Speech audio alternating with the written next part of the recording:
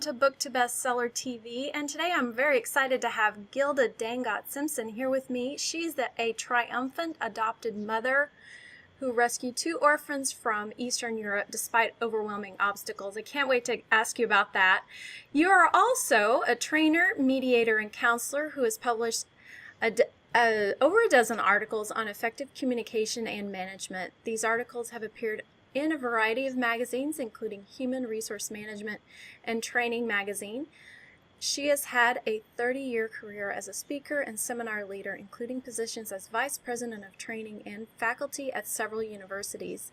She now specializes in coaching individuals in becoming steadfast in achieving their life goals. And your favorite job title is being a mother. That is awesome. So your book title that we're talking about today is called My Baby Chase, Our Roller Coaster Ride from Infertility to Parenthood. So I'm really excited about this story. It sounds really fascinating, and all of the things that you went through and all of the challenges that you went through in becoming an adoptive mother. So let's just start at the beginning. What was it that made you decide that you needed to go ahead and adopt? And then I'll have follow-up questions, I'm sure, from that. Okay. Well, I started never thinking about adoption. I thought, like everybody else, I'd do it the way Mother Nature allows you to. That didn't work. I was 34 when I got married, but we know lots of older women still have babies. And then after that didn't work, I tried the infertility in vitro road. And I did 5 in vitros, which is a lot. They actually tell you not to go beyond 4. And once again, I defied what they told me because I was really determined. And we reached a point in that path where they said, I love this line, my infertility was idiopathic. If you've never heard that word, I never heard that word either. My ex-husband used to joke, it means that the doctors are idiots. But in fact, it means that they haven't got a clue what didn't work. And so after doing that for a couple of years, I think we did that for 2 or 3 years, we were left with nothing, no other alternatives, and adoption became the alternative. And we really thought that, oh, that will be a lot easier. Everybody kind of thinks you just file some papers and a baby shows up at your doorstep. Maybe for some, I've talked to a lot of adoptive parents, and for some the road is shorter and easier than it was for me. But it certainly wasn't easy for us. And ironically, one of my daughters just showed up just as we're doing this interview, and she just saw the book for the first time. And it was a lot of work. It was a lot of work to go through the first adoption. And as I said about the book, I said I'd never do it again, but I did it a second time. So we were gluttons for punishment, but the results were wonderful. I have 2 absolutely fabulous daughters, and it was worth all the trouble. Yeah, that's amazing. So you not only went the adoption route, but you went for international adoption, which sounds incredibly complicated, just knowing the rules and regulations for the United States for immigration, much less in a whole nother country being involved with that. So how did that, what were some of the obstacles you ran into? There were lots of obstacles, just like you mentioned. Anything with immigration in the United States is pretty daunting. Well, imagine doing it in another country. I have to add to this, this was all done before email, before cell phones, before any of this. We used to have to fax our papers, and it's not 100 years ago. My daughter is only 21. It's pretty recent. I did this, within the last 20 years, but we didn't have cell phones, and we didn't have Gmail, and we didn't have all the things we have. What we're doing right now would have been a miracle, but we couldn't do any of these. We'd have to send things by regular snail mail. There's a portion in the book which talks about they're sending us papers and saying, we need this by tomorrow morning. Well, you can't get papers to Europe by tomorrow morning by snail mail. And this would happen not once, but I would tell you it happened almost every other day. They would come up with some new requirement, and they would say, we need this tomorrow. And we would stand there going, how do we get it to them by tomorrow? We couldn't even get it to them in a week. And furthermore, because it's international, and I have to divide between, I did two different countries. I did the first daughter came from Romania, and the second daughter came from Russia. So I've been through the adoption procedure in both countries. The process in Russia, we hear a lot now in the news about Russia and Russian adoptions. I was one of the later people to do it. Russia requires that you have a particular seal on every single piece of paper that you send them that has to be put on by the Attorney General of your state. So if you can imagine, every time we had to send them a letter, whether it was a medical, whether it was a report, we had to go. We lived in Sanford, Connecticut, where I still live today. We had to go to Hartford, Connecticut, which is 2 hours from here, and get them to put this seal on the paper before we could send it to Europe, to Russia. You can imagine that took like 2 or 3 days just to get that part of the paperwork done. Then there was the mailing, and then there was I actually wrote somewhere in the book, I think they used the Pony Express because their mail was, there was a point in the story also where after we went to Russia, and I might add, we had to go 3 times, not once, but 3 times. After we went the first time and had to see our baby, which is my younger daughter, Caroline, who just started college, and we agreed to adopt her, we had to file some papers. And they said very clearly, within 30 days, you'll receive a letter which will say that you can adopt this child if your adoption is approved. Well, 30 days went by and 60 days went by, and we didn't get the papers. And I wasn't the only one. We had made friends with another couple on our trip, and we were both sitting home crying and counting our papers.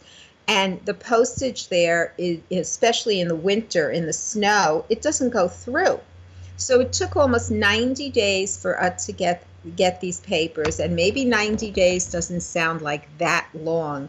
But when you're sitting around going, I don't know if this baby is still going to be ours.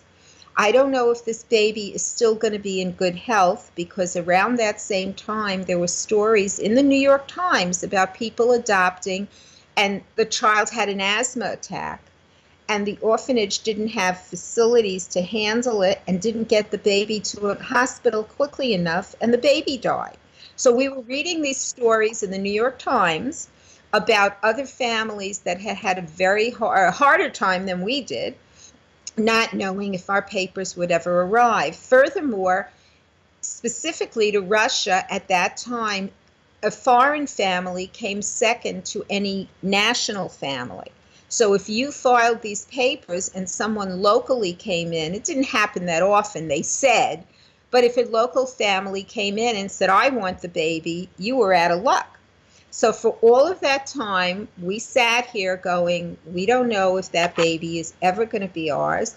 And if you add to the story, my daughter, who's visiting right now, was almost 4 years old, and she was a big impetus to our doing it a second time. She saw little babies and said, I want a baby. And she went around chanting that to the point of ad nauseum, and she wouldn't stop.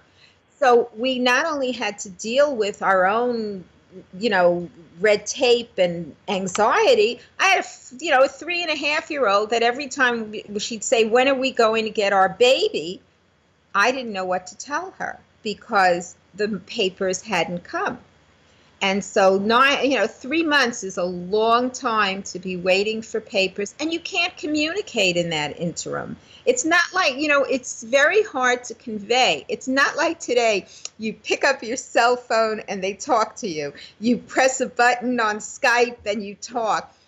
If we wanted to talk to them, we had to go through an agency that had to go through people in Russia who had to be available. You know what it's like at an American bureaucracy? Well, quadruple it and you'll have some idea of what it's like at a foreign bureaucracy. Wow. Oh my goodness. I asked for obstacles and you just told me so many obstacles. Oh, that's only a small part of it. I can go on. When we were adopting in Romania, the entire country stopped adoption in the middle of our adoption They had an election around the same time we did.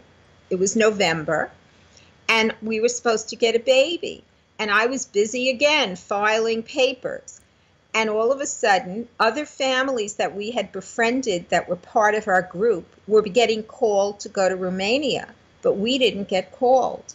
And we finally found out that the new government who came in said they were going to review the entire adoption procedure, and they froze all adoptions in Romania. And this time we waited 9 months until they started up again. So if anyone, I remember I had a boss at the time who was pregnant, and she was very supportive, but she said, "Oh, you've got it easy. You don't have to go through childbirth." Well, by the time it was over, she went around saying, "I'm glad I went through childbirth. It was easier than what she went through." Oh my goodness, that is crazy. Okay, so as you were telling that part of the story, I was wondering, did you know who you were adopting before you went through the entire process? So in other words, did you already know who the baby was, bond with the baby, have a chance to be around the baby before you started the process? When you start the process, you don't. You're basically saying, "I want a baby," and you have to wait for an assignment. And that too can take a very long time. Very often it takes a year or two to get an assignment. Then, to add to our obstacles, we were assigned a baby in Romania, and just around the time we were scheduled to go get her, she became ill, and we were just told not to show up, and they didn't tell us why. So we actually lost that baby, and then we had to wait 9 more months until we found another baby. There are not that many babies readily available, though you would think they are, and the bureaucracy to get them up for adoption is rather long. And so finally you do get a picture of a baby, and you get to say, "Yes, I want this baby." But the process in Russia and Romania is different. In Romania, you could say, "Yes, I like that baby," and they begin the process of adoption. At the time we did it, in Russia, they insisted that you come physically and see the baby before they would begin the adoption process. I might add that while we were doing this, they promised that they were going to change to the Romanian system where they could just do it before we came. So once again, we waited, and that never happened. So we had to go and see the baby physically. Then, as I said before, we had to file those papers where they decide if you are a suitable parent for this baby. Just to give you another obstacle, when we were doing it in Romania, I hope I don't look that old, but I was already 42 at that point. And the laws in a lot of these countries say that the mother and the baby may not be more than 40 or 42 years apart. So I was just on the cusp of legality, and by the time the entire adoption process, all the red tape went through, I was older than 42. And the case came before a judge who noticed my age and would not approve the adoption. So this is after I had already bonded with this baby. Fortunately, we had a very effective lawyer. To this day, I don't know what she did, but she must have been very persuasive.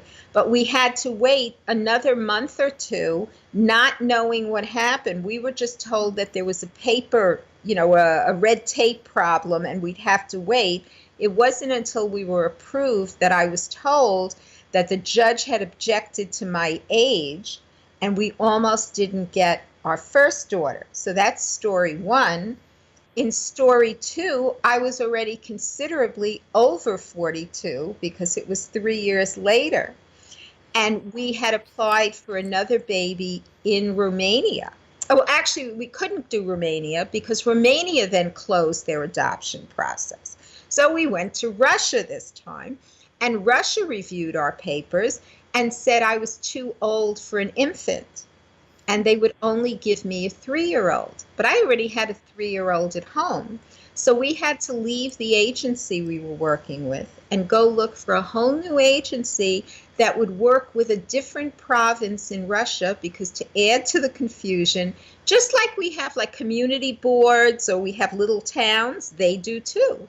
And each town controls their own adoption.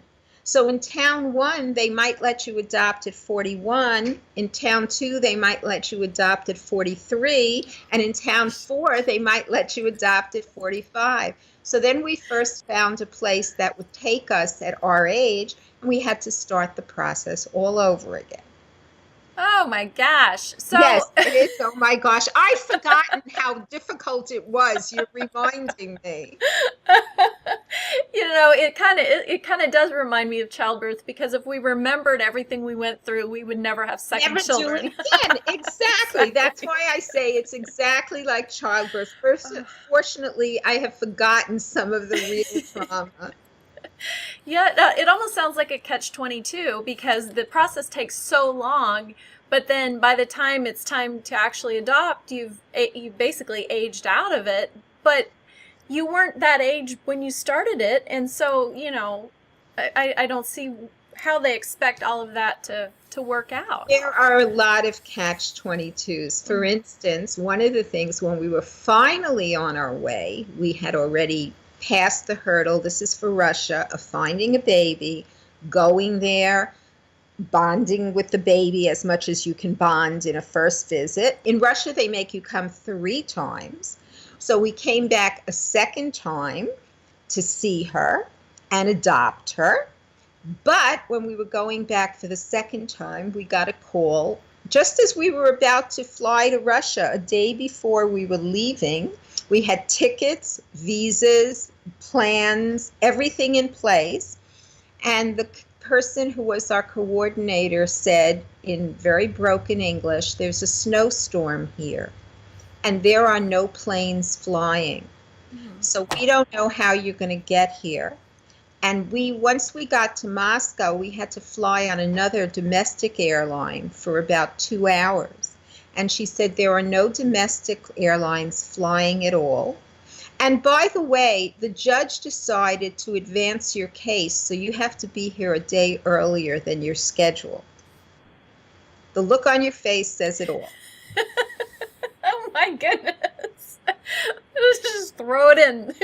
Right, exactly. So when you talk about catch-22, I have no idea even today how we survived all of that. We were told that there were no planes flying, and we had tickets and visas, and your visas are time dated. So if you have to change them, everything's invalidated, and they cost hundreds and hundreds of dollars. It's not like you can call up someone and say, "Oh, my visa changed, could you redate it?" You start all over again. Oh So we goodness, had yeah. visas and tickets. And then this was like you said it perfectly, just like it was almost a joke. The woman says, the coordinator says, "Oh, and by the way, the judge has advanced you from Tuesday morning's calendar to Monday morning's calendar."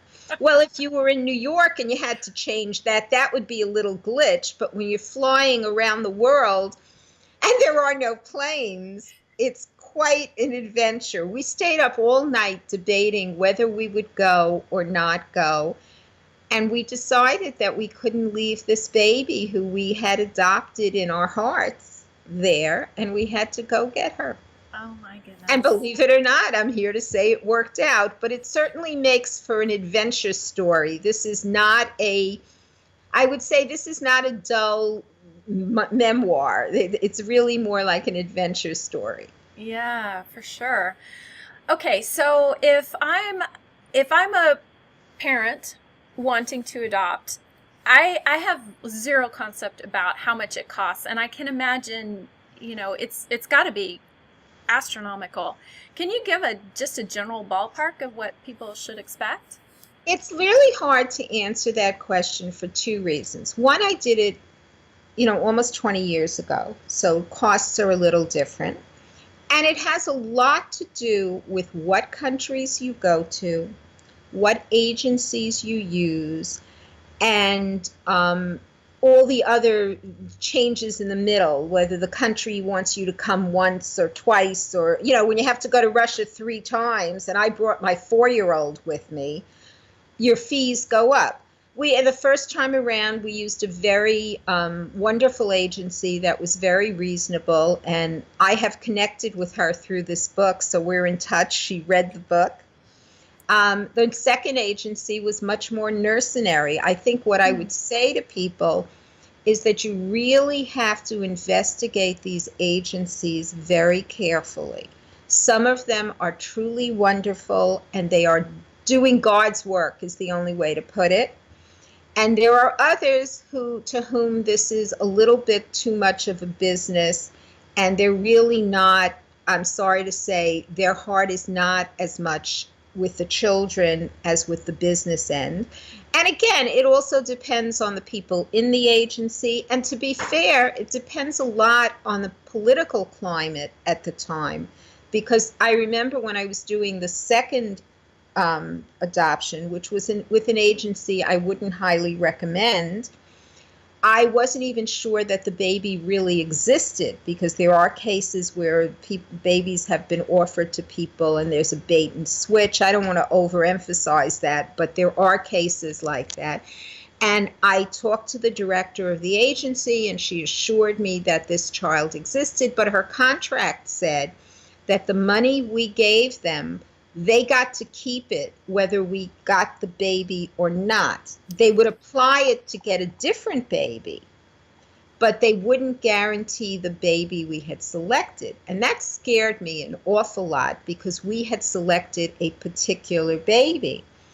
And I still went ahead with it, because she made what I had to say was a valid point. She said, I can't guarantee anything, because after I guarantee you this baby, the government could change their regulations, or somebody domestic could come in, and then you wouldn't get what you want. So I have to be honest and tell you that I will try, but it's not a sure thing. Now, I will say, as an aside, I don't think they tried as hard as they could have in some cases. Like that Blizzard case, they offered us no help at all. They left us on our own. So I don't want to disparage agencies. A lot of them are wonderful, but you have to be really careful, and you have to compare your costs, because just like buying anything else, there are some that charge more than they need to, and there are some that really see it as a service and will help you along. So, the numbers always, I think, start in the tens of thousands, but domestic is also, I think, less expensive, and I don't have any experience with that. And it also depends on whether you use an agency or a lawyer. Okay. So you basically have to, am I correct? You pretty much have to use an agency or a lawyer. You wouldn't want to do this all on your own, correct? You can do it on your own in this way. You can advertise, and we did that also. We had, at that time, we had an 800 number in our house, and we advertised in lots of newspapers around the U.S. saying that we were a couple looking for a baby. It didn't work for us, but it works for some people.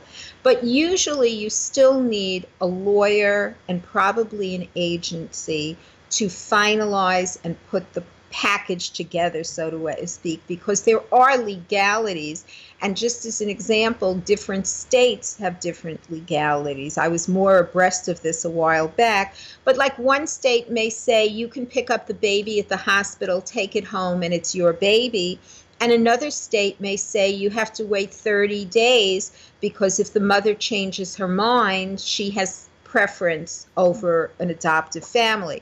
So there are a lot of nuances, and you would want somebody professional to help you. But you can start out advertising for your own baby. I should add, you need a home study, which is a social work agency, evaluates you, your spouse, whoever you're adopting with, or as a single parent, and your home, and writes a report on you that has to be included with your adoption. So somewhere in this, you're going to need a social worker or an adoptive agency. But there are ways to do it with their lesser involvement. Understood. Okay. Okay, so one of the things you do currently is helping people clarify their goals. And so I'm listening to your story and I'm thinking, your goal is obviously to have the baby in your, with you and being able to raise your child. But you had so many obstacles along the way. And, thinking about goal setting and, you might want this big thing, but then all of these obstacles start to just jump in there. So I'm wondering, how do you how do you get past those obstacles to get to the goal? So can you bring in your professional advice on? Thank you. That's a Yeah. very, very good question. Both through the book, and I will say that the book is very motivating, I feel. And this may sound funny, but in writing it and even rereading it now, because I go out and speak about the book, it's motivating to me. I can't believe that I went through all those obstacles and endured. And I think the thing that I learned that I can bring to other people is that if you really have a goal and you really want to accomplish it, you have to stay focused on that goal. You can't get sidetracked by, this may sound like not a little sidetracked. You can't get sidetracked by a blizzard or a change in regulations, or even if the country's saying we're taking your money and we're not promising anything. That may seem funny, but if you lose sight of your final goal, you're not going to get there. And the second part is that you really need problem solving skills. Now, I've spent my whole career teaching management. You need good problem solving skills to address each of the obstacles along the way. And what has become, I don't know, almost a personal philosophy, I see a lot of people who are very frustrated because they're not getting what they want. And very often, it's not even that their goals are so outrageous or difficult. They get frustrated very early on, and their expectation is that things are going to be easier. And when things are more complicated or less pleasant, they kind of go, oh, I can't do this, and they give up. And just to share a story, I had a secretary at the time I was doing this, and she wanted to adopt too. She was married to someone who had a child from a previous marriage, but she wanted a child. And I said, well, why don't you do this? I mean, I know it's hard, but she looked at me and she said, I can't go through what you're going through. And so she preempted herself. I don't know what the end of the story is. I doubt she ever had a child. But she just looked at the obstacles and said, those are too much for me. Now, I don't think that's a terrible thing to do if you really feel that something is out of, your range. But I think more people start on roads that they don't complete because their expectation is that things are going to be easy, that things are just going to fall into place. And as soon as the obstacles start to pile up, they give up. And I think that's a really important lesson to keep in mind. Yeah, I think that's probably more profound than we even realize in the moment. I totally agree with that.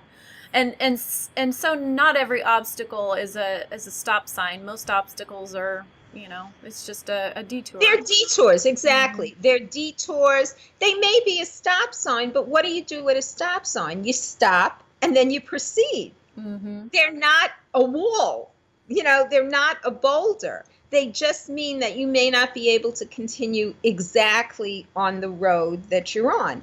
And I'm not going to say that's an easy thing to remember. I don't want to make it sound like there were many times in the process, and there's even a line in the book where I say something like, I was looking for a sign of what to do, and all these things were going wrong. And I said, how many signs do I need to know that this isn't working?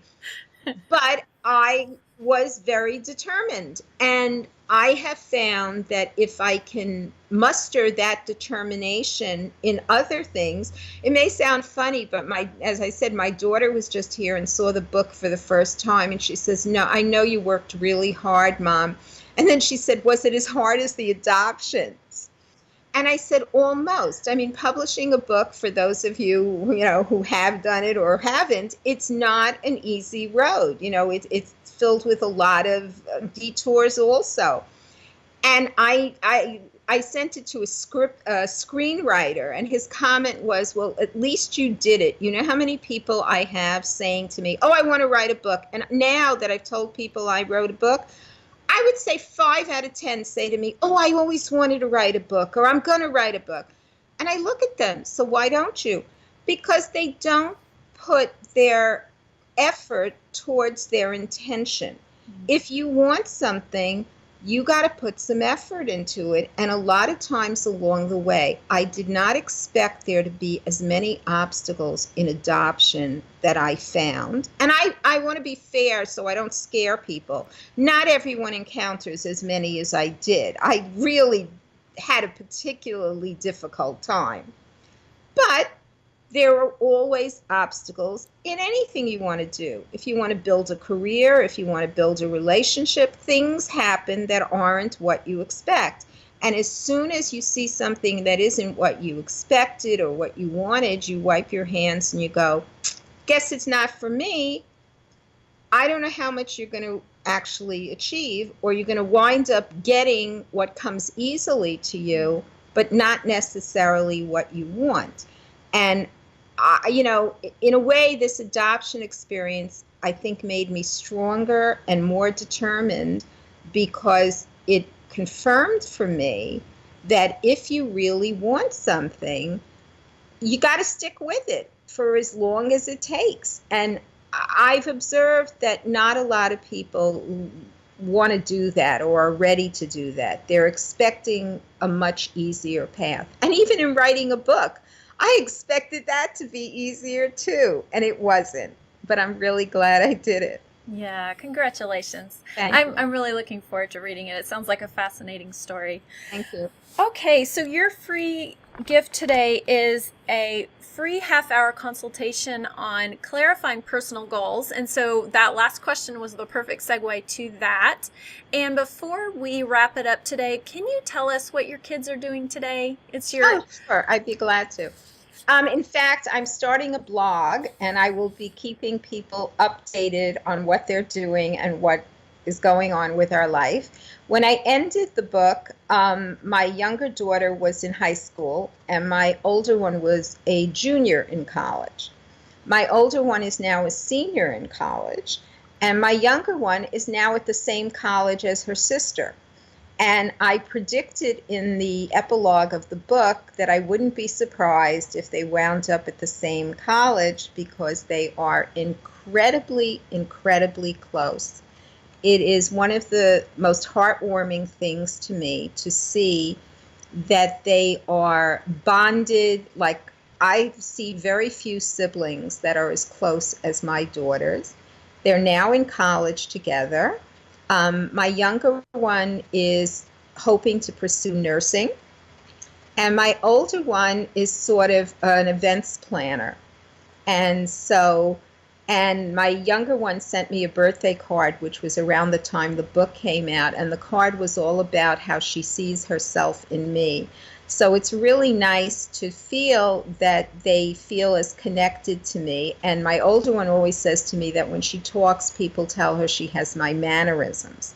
So for anyone who thinks that because your child is adopted, they won't adopt a lot of your mannerisms and your outlooks. I mean, you raise them, and there isn't a moment that it ever crosses my mind that they're not my daughters. Or, we make jokes because they're very thin, and I've always struggled with my weight. So the only time we kid around is I go, "Well, at least you didn't get my genes on that one." But other than that, we're a very bonded family, and they're doing well. And I just spoke to someone, I think a few hours ago, where they were saying someone adopted and they had some issues. I am really grateful that after all we went through, they are very normal teenagers, and at the risk of being a doting mother, they're, I would even say, superior in some ways, and but they're very level-headed, very sane girls who I trust a great deal and who I'm very proud of. So, I look forward to writing about their future. And it's ironic that just as the book came out, my youngest went off to college. So now I'm an empty nester, and it's the first time in 20 years that I don't have a child around the house. So I have to adjust to some new challenges as well. Yeah, boy, that's a whole new world, isn't it? It is. Yes, it is.